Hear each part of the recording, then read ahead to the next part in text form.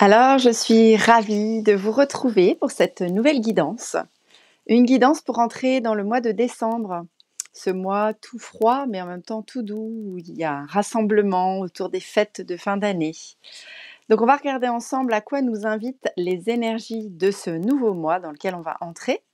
Mais avant de commencer, comme d'habitude, je vous invite à liker cette vidéo pour lui donner un petit peu plus de visibilité et à vous abonner à ma chaîne si ça n'est pas encore fait.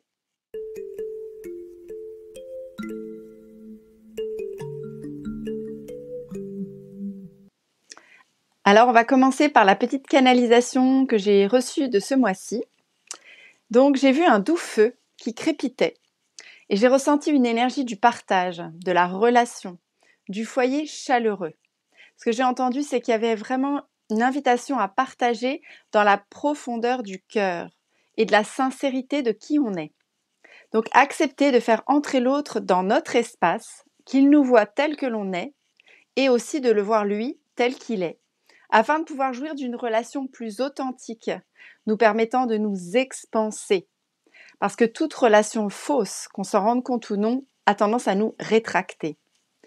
C'est une complémentarité magique des êtres humains qui peut être des fois puissante quand ils décident de coopérer, quand ils intègrent que l'unicité de chacun est finalement un cadeau pour tous. Ce mois de décembre, après qu'on se soit intériorisé les mois précédents, après qu'on ait fait un petit travail de reconnaissance de nos parts d'ombre, qu'on les ait mises en lumière, transmutées, qu'on leur ait remis de l'amour, eh bien ce mois de décembre nous invite maintenant à nous réouvrir aux autres en étant plus alignés avec nous-mêmes. En fait, j'ai vu ensuite comme des petites lumières douces et chaleureuses portées par chaque personne et qui se rassemblaient pour créer une lumière plus grande, plus chaleureuse encore. J'avoue que c'était très beau à voir comme image et même dans les ressentis sensoriels. Donc le but finalement, c'est de s'ouvrir. L'idée, c'est pas qu'on ait besoin de faire forcément confiance aux autres pour s'ouvrir comme ça. C'est de se faire confiance à soi. Confiance dans notre capacité à être capable de nous protéger nous-mêmes et à délimiter notre espace, baliser nos limites afin que l'autre nous respecte aussi. Alors l'ouverture aux autres est possible, elle est même fluide. L'idée, c'est d'apprendre à ne pas se perdre soi-même dans la relation à l'autre. C'est l'une des invitations de l'énergie de ce mois de décembre. Si on va maintenant regarder du côté de la numérologie, qu'est-ce qu'on nous dit? Alors, on nous dit que décembre, c'est un mois universel 2. 2 parce que décembre, c'est un mois 12, l'année, c'est une année 8, donc 12 et 8, 20, ça fait donc 2 si on additionne le 2 et le 0. Donc, le mois numéro 2, c'est un mois de consolidation. C'est une période un peu plus passive durant laquelle on va mettre en forme tout ce qu'on a imaginé créer le mois précédent. Un besoin de structure, de sécurité se fait particulièrement ressentir. On a envie de poser le temps. C'est exactement ce qu'il faut faire. Donc, profitez de cette période plus calme pour planifier les mois à venir. Mais évitez par contre de prendre des décisions ce mois-ci. Vous n'avez peut-être pas encore tous les éléments pour vraiment vous décider en conscience. C'est également un mois de la coopération où on a envie d'intensifier nos relations. De nouvelles rencontres peuvent se faire, mais vous pouvez aussi trouver un petit peu frustrant de ne pas être toujours au premier plan. Et oui, on n'est plus en mois 1 individuel, on est dans un mois plus collectif. N'essayez pas de passer en force ce mois-ci.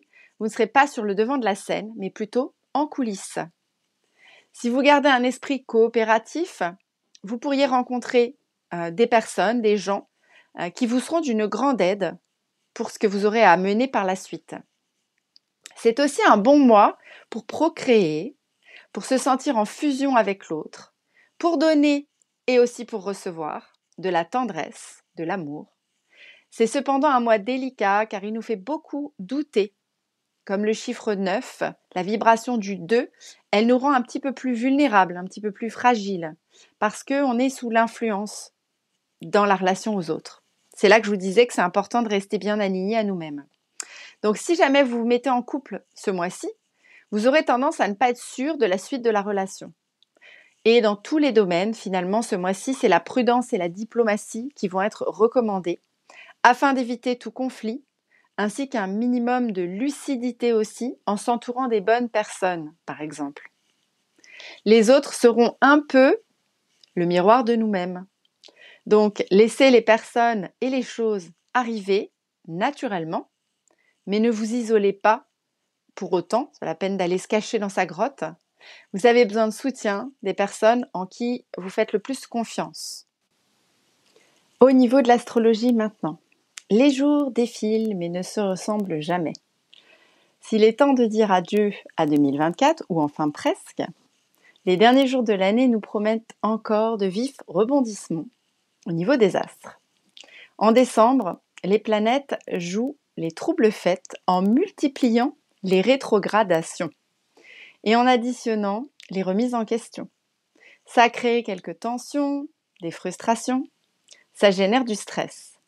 Il faut revoir les plans, recompter le nombre de cadeaux pour être certaine d'avoir tout ce qu'il faut sous le sapin.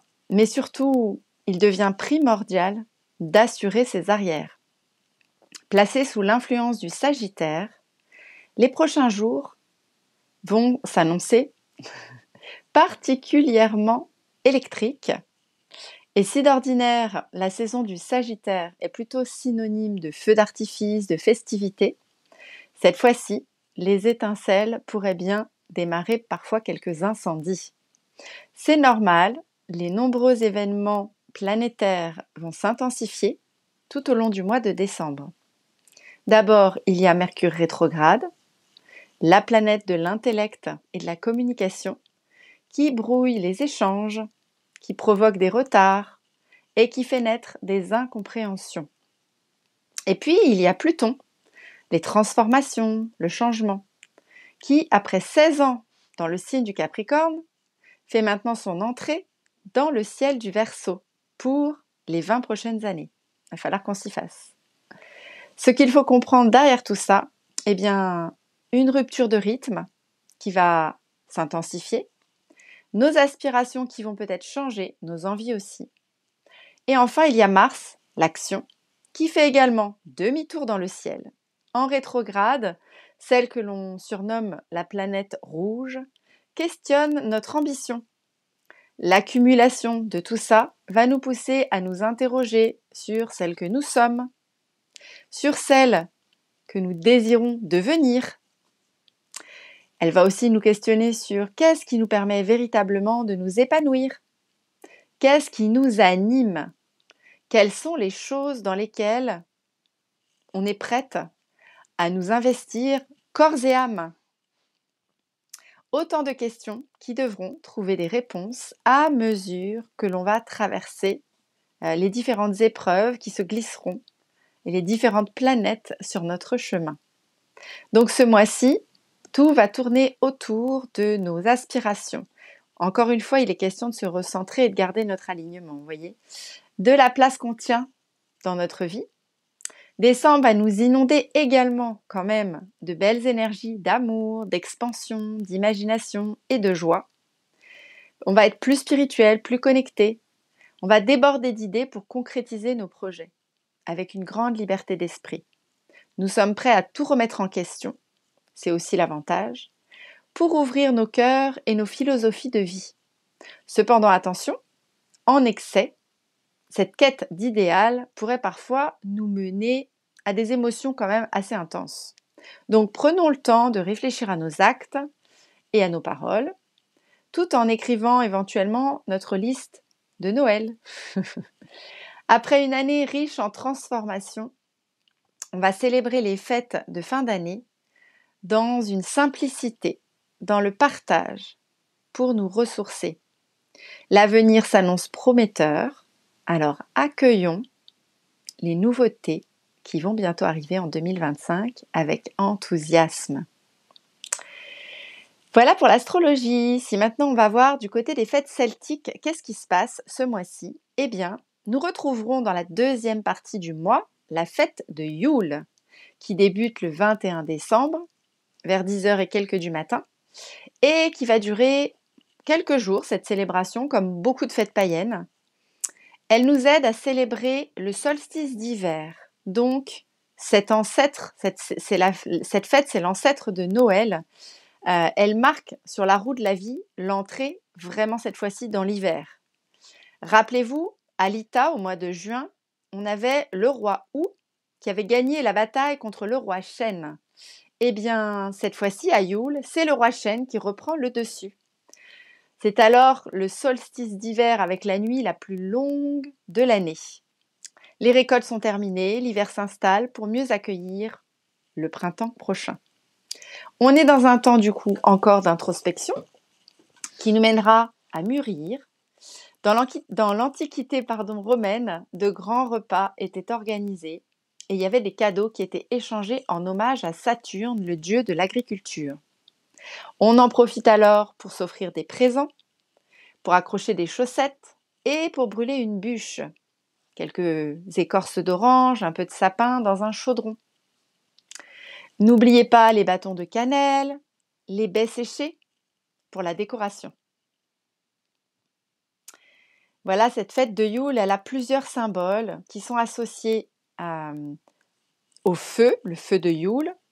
On a également le hou, le gui, et aussi cette histoire de roue solaire entre les solstices d'été et les solstices d'hiver. Le hou et le gui, ça c'est des plantes qui sont toujours vertes et qui symbolisent l'éternité et la vie qui persiste même en hiver. Ils sont aussi souvent utilisés dans les décorations de Yule, mais également dans nos fêtes de Noël. Le réveil du soleil est un rituel où les participants se rassemblent pour saluer le lever du soleil le jour du solstice. Ils peuvent allumer des bougies ou des feux pour symboliser effectivement le retour du soleil. L'échange de cadeaux, c'était une tradition également à Yule avant de devenir la tradition de Noël. Ça symbolise le partage et la générosité. Donc les cadeaux, ils étaient souvent faits main et ils avaient une signification particulière pour le donneur et pour le receveur. C'est ainsi que moi, j'aime beaucoup, depuis des années, j'ai dû m'imprégner des fêtes celtiques, fabriquer mes cadeaux de Noël le plus possible moi-même, comme ces jolis bonnets que je suis en train de faire en ce moment pour les gens que j'aime. Alors du côté des mères amérindiennes, la mère de décembre, c'est celle qui glorifie, la mère de tous les actes de gratitude, la protectrice de l'abondance, la gardienne des cérémonies rituelles aussi, celle qui veille sur la magie. Au moment de Noël, c'est plutôt intéressant d'avoir cette gardienne avec nous. C'est la mère des encouragements et celle qui prend soin de toutes les célébrations. Elle est garante de la sagesse de l'art, du donner et recevoir. Elle nous enseigne à rendre grâce avant de recevoir pour l'abondance dont nous avons besoin et à créer l'espace autour de nous pour accueillir cette abondance. À célébrer aussi chaque victoire dans notre vie avec joie. Les nôtres autant que celles des autres également. Se réjouir du bonheur des autres et de leur réussite, c'est quand même chouette. Elle nous enseigne aussi à agir avec une attitude juste pour créer des changements magiques à l'intérieur de soi. Et enfin, à faire naître l'abondance par la louange en donnant et en recevant. Et pour finir, être reconnaissant pour la vérité. On en revient, comme je le disais tout à l'heure dans ma canalisation, à l'authenticité, être en vérité avec soi-même et avec les autres. Donc c'est important, ça revient maintenant. Alors pour le tirage des cartes, comme j'aime bien le faire aussi chaque mois, j'ai choisi de tirer des cartes de l'oracle druidique des plantes. Voilà, comme on était avec les fêtes celtiques, je sais pas, ça m'a inspirée. Et la carte que j'ai piochée, qui a jailli de mon tas en battant les cartes, c'est la Garance. Je vous montre la carte ici. Donc vous voyez, on a pas mal de symbolique autour de cette carte. Alors, au niveau des symboles forts de cette carte, c'est la force, la majorité et la déesse. Donc la Garance, c'est une plante sauvage qui peut aussi être cultivée. Elle est originaire du sud de la Grande-Bretagne et de l'Europe méridionale. D'accord ? Elle peut atteindre jusqu'à 2,50 m de haut. Et ces petites fleurs n'apparaissent que dans la 2e ou 3e année de sa vie et se transforment au début de l'automne en petites baies noires. Donc cette carte, elle nous montre effectivement, je vous la remontre, une Garance qui offre ses fleurs à un papillon sphinx moineau qui se délecte de leur nectar. Un morceau de tissu teinté de rouge est accroché à une branche, symbole de prière. Voilà. Une déesse inspirée par la déesse Parzadjink qui est découverte en Bulgarie. C'est une sorte d'offrande votive qui repose sur des pierres au pied de l'arbre. Donc c'est là dans le coin de la carte. Donc cette carte, Qu'est-ce qu'elle nous dit? Eh bien, la plante du sang et de la déesse, la teinture rouge vif qu'elle produit, symbolise la vitalité du corps et la fertilité de la terre. Donc, quand on tombe sur cette carte ici-là, c'est une indication que la force est nécessaire en ce moment, la force physique, mais aussi la force de caractère, pour faire face aux circonstances difficiles qui peuvent se présenter à nous. Réussir à résister, à tomber dans des choix qui pourraient paraître faciles, et plutôt retarder la satisfaction et la récompense dans l'intérêt de quelque chose qui sera plus important et plus grand. On en revient à ce qui a été dit dans la numérologie au niveau du 2, où c'était pas le moment de prendre des décisions hâtives, où il valait mieux patienter, prendre le temps de réfléchir et de reporter les décisions plutôt au mois suivant, mais pas tout de suite là, si c'est des décisions qui sont importantes, bien sûr. Et puis, je vous ai aussi choisi une carte que j'ai piochée dans les cartes de l'enfant intérieur, qui est un oracle avec, enfin c'est plutôt un tarot, on va dire, avec des cartes en lien avec les contes de fées. Et la carte que j'ai piochée, c'est le 4 de cristaux. Donc pour ceux qui sont des habitués du tarot, vous savez quelle est la symbolique de cette carte déjà dans le tarot traditionnel. Mais là, ce qui est dit, c'est que donc il est important de découvrir le centre de gravité de l'âme. On en revient à notre intériorité. Ce point magique d'où jaillit la volonté créatrice.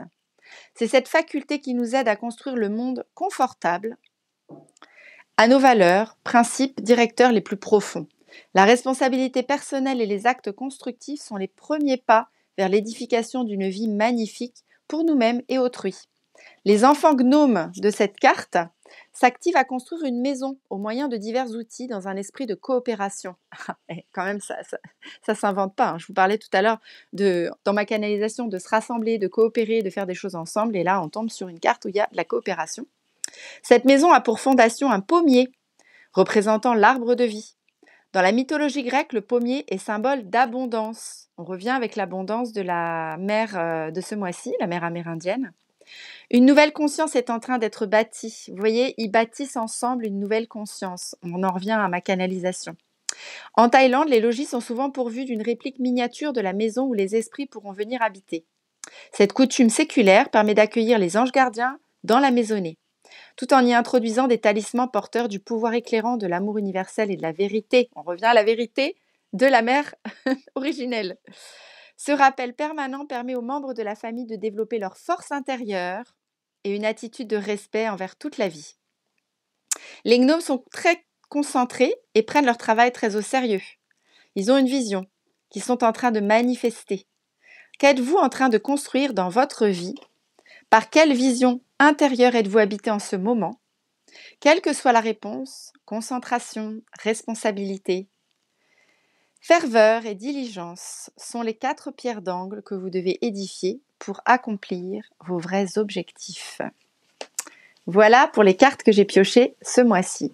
Bon, vous remarquerez quand même que ce soit dans toutes les traditions et dans la carte que je pioche, dans les cartes que je pioche à la fin, comme dans les guidances que je fais en lecture d'âme individuelle, et ben à chaque fois tout se recoupe. Donc c'est ça qui est génial, c'est qu'on voit que quelle que soit la direction dans laquelle on regarde, les énergies de décembre, elles ont quand même un point commun, elles nous amènent quand même vers une direction et on peut s'appuyer sur ces énergies pour faire advenir quelque chose qui nous intéresse dans notre vie.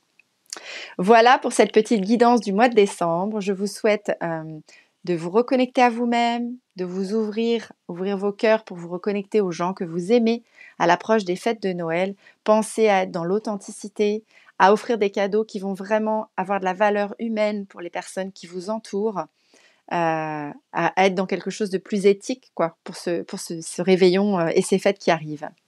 Et je vous dis cette fois-ci à l'année prochaine pour la prochaine guidance.